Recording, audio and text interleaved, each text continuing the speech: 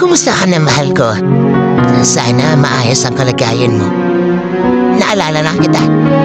Naalala ko lang yung panahon. Tayo pa. Yung masaya pa. Salamat sa lahat. Sa mga gabing magdamang tayong kausap. Salamat sa araw-araw na pagbati ng magandang umaga. Sa mga kumustahan na. Sa pagpapaalala na kumain ka na. Sa walang katapusang mahal kita.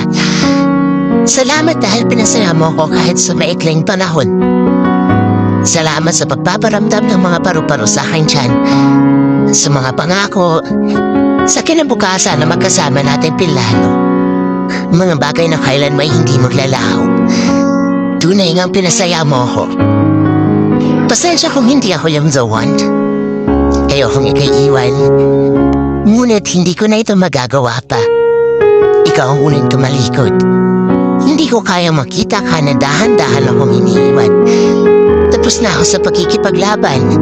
Para sa iyong pagmamahal, para sa atin. Ipinaglaban kita upang manatili ka.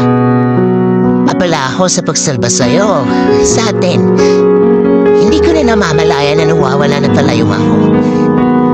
Napagtanto ko na hindi ko may pagpapatuloy ang pagkikipaglaban para sa isang taong ayaw ipaglaban.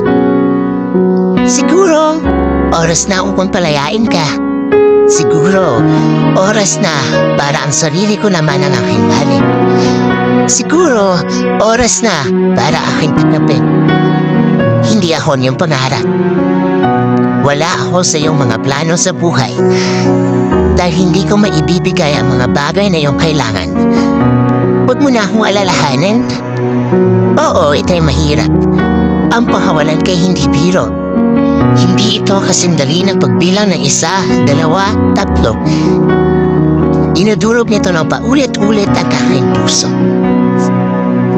Kakailanganin ito ng napakahabang oras upang maibalik ang lahat ng mga piraso, upang maging okay, upang umusad at muling magbahay.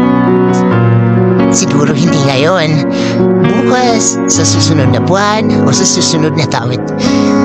Ngunit panigurado, gagawin ko. Pinapalaya na kita, mahal ko.